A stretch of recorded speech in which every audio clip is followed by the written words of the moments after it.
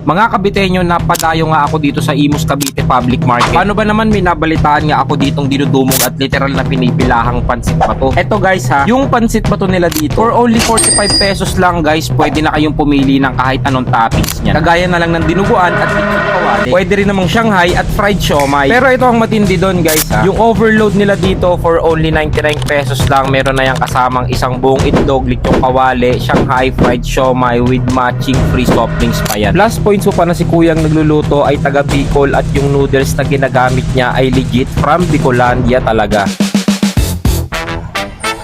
Patikim na to guys ha, na madaming tao. Solid to guys, sarap. Ayun na nga guys, at nandito tayo ngayon sa may Imus Public Market guys ha. Sa mga nagtatanong ng exact location ni Kuya, ito dito nyo siya makikita guys ha.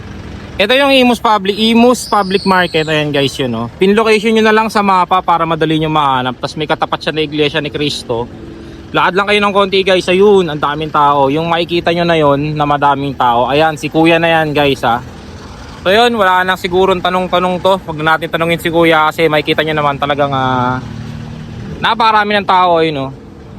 Ayan, so rekta tikim na to guys ha. Let's go! So ayun na nga guys, at nakabili na tayo kay Kuya sa haba-haba ng pinila natin. Grabe, hindi ako sumingit ha, pumila ako. Ayan, ito yung kanilang pansit ba to guys, overload. For only 99 pesos. Ayan, may kasama siyang lechong kawali, may kasama siyang siomai, may isang buong itlog, may dalawang Shanghai. Tapos may kasama yung dinuguan guys ito. Hindi ko na lang siya pinalagay kasi hindi na siya kasya. Ayan, try natin to. Ito yung bagong trending daw na na pansit bato dito. Grabe, ang dami ng tao. Hindi ko na in-interview si Kuya kasi ayaw din naman nating makabala sa naghahanap buhay, di ba?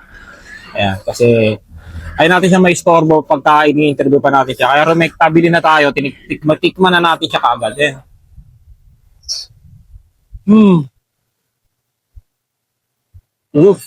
Sarap. Solid to guys, ang sarap.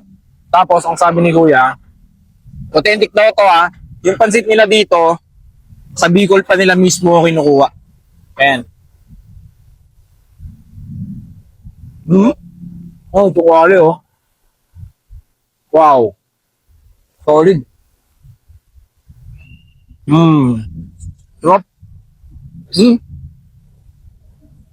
Tapos, 99 pesos guys, may kasama na rin yung soft drinks. Kaya.